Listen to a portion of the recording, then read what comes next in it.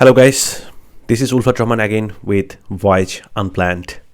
So, today we are going to talk about the importance of IELTS both for staying in Bangladesh as well as for going abroad. So, let's get started.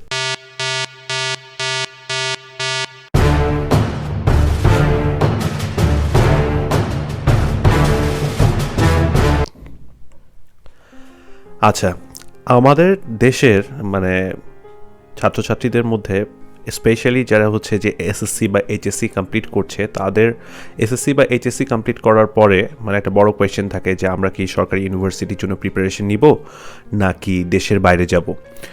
আবার যারা হচ্ছে graduation complete করছে তাদের মধ্যে একটা confusion দেখা যায় যে আদৌ কি আমরা দেশে জব করব নাকি মাস্টার্স বা পিএইচডির জন্য স্পেশালি ফর মাস্টার্সের জন্য আমরা দেশের বাইরে যাব।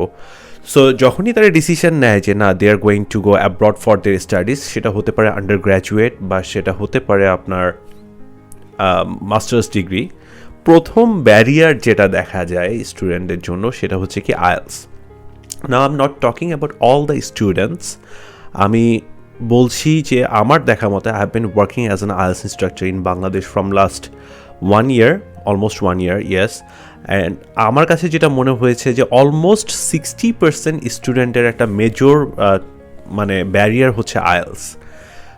আইএলসের প্রতি অনীহা, আইএলস কি আদৌ দিব কি দিব না, আদৌ দিলেও কতটুকু ভালো করতে পারবো, এই ধরনের কনফিউশনের মধ্যে থাকতে থাকতেই দেখা যায় যে 6 থেকে 7 মাস বা একটা বছর বের হয়ে গিয়েছে যেখানে কিনা আপনার আইএলসও কমপ্লিট হয় নাই বা দেশেও কোনো ইনস্টিটিউশনে ওভাবে ভর্তি হননি।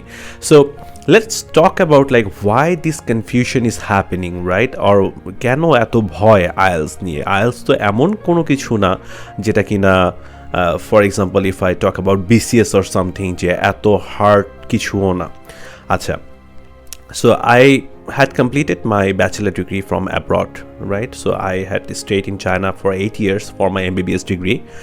তারপরে হচ্ছে দেশে ফিরেছি। দেশে ফেরার পরে আমি যেটা দেখলাম কি যে আমরা স্পেশালি যেটা ইয়াং জেনারেশন অফ বাংলাদেশ, আমরা শো অফ ইংলিশে খুব বেশি অভ্যস্ত। শো অফ ইংলিশ বলতে কি যে আমরা লেটস সে বাংলায় কনভারসেশন করছি, তার মধ্যে একটা বা দুটো বা তিনটা হচ্ছে ইংলিশ ওয়ার্ড বলে দিলাম। We can do that very well, but the problem arises when হচ্ছে যে আমরা একটা কনভারসেশন, টোটাল কনভারসেশন আমরা ইংলিশে করতে চাচ্ছি, তখন দেখা যায় যে মোস্ট অফ দ্য স্টুডেন্টসেরই এই ক্যাপাবিলিটিটা নেই। স্পেশালি যারা ইউনিভার্সিটি কমপ্লিট করে মাস্টার্সের জন্য দেশের বাইরে যাওয়ার জন্য প্রিপারেশন নিচ্ছেন, they are lacking this capability a lot. Now I am very surprised because হচ্ছে যে আপনার এইচএসসিতে আপনার ইংলিশের লেভেল যা ছিল, when you had done your university, ইংলিশের লেভেল কিন্তু আরও ভালো হওয়া উচিত, but instead of that is going down. Now why this is happening? তার একটা বড় রিজন হচ্ছে যে আমরা ইংলিশে কথা বলতে অভ্যস্ত না, বা আমরা ইংলিশে কথা বলাটাকে একটা স্টাইল মনে করি। আমরা ইংলিশে কথা বলা বা ইংলিশের চর্চাটাকে, আমার যেটা মনে হচ্ছে আইএলস ইনস্ট্রাক্টর হিসেবে কাজ করার সময় আমার যেটা মনে হয়েছে যে ইংলিশে কথা বলা বা ইংলিশের চর্চা করাটাকে আমরা সেকেন্ডারি থিং মনে করি। While if you want to build a career both in Bangladesh and abroad, English is the most vital thing. চিন্তা করেন একটা ব্যাপার, লেটস সে আপনি কানাডা বা ইউএসএ বা অস্ট্রেলিয়াতে গিয়েছেন। নাও আপনি যদি ইংলিশে কমিউনিকেট করতে না পারেন, আপনি যত ভালো ডাক্তার, যত ভালো ইঞ্জিনিয়ার বা যত ভালো অ্যাকাউন্টেন্টই হন না কেন, যে কোম্পানিটা আপনাকে হায়ার করবে সে যখন বুঝতে পারবে যে you can not communicate with the customers very well, তো আপনি এখান থেকে বুয়েট থেকে পড়াশোনা করে গেলেও বা লেটস সে নর্থ সাউথ থেকে বা ঢাকা ইউনিভার্সিটি থেকে আইবিএ থেকে পড়াশোনা করে গেলেও বা ঢাকা মেডিকেল কলেজেরই স্টুডেন্ট হন না কেন, they are not going to hire you, right? So আমি যেটা বলবো সবাইকে, যখন সময় আছে, specially I am talking about those students who had just finished HSC and are still studying at the first year or second year of their university, focus on English.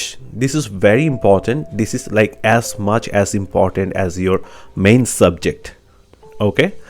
এখন এটা গেল একটা ব্যাপার যে কেন আমরা আইএলসকে ভয় পাই বা কেন আইএলস আমাদের কাছে একটা কনফিউশনের ব্যাপার। ওকে, নাও দ্য পয়েন্ট ইজ যে আইএলসের গুরুত্বটা অ্যাকচুয়ালি কতটুকু when it comes to going abroad. And then again আমি যদি আইএলস শুধু নিজের উন্নয়নের জন্য, আত্ম উন্নয়নের জন্য দিতে চাই, how important is that? Let's talk about a bit first. So basically দেশের বাইরে যাওয়ার যদি কথা বলি আমি, আইএলসের গুরুত্ব কতটুকু এটা নিয়ে মানে দ্বিতীয় কোনো কনফিউশন নাই। So basically if you are going to go to the English speaking countries for your study, that means I am talking about USA, Canada, New Zealand, Australia, Ireland. That means you have to go through IELTS. Even আমার যতদূর জানা আছে আর কি, ইদানিং নন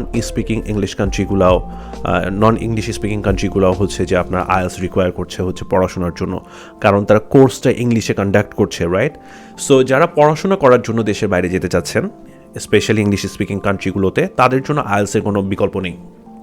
you have to prove yourself যে আপনি ওখানে গিয়ে ইংলিশে পড়াশোনা করতে পারবেন, অ্যান্ড এই প্রুফটা করারই একটা মেথড হচ্ছে যে আপনার আইএলস।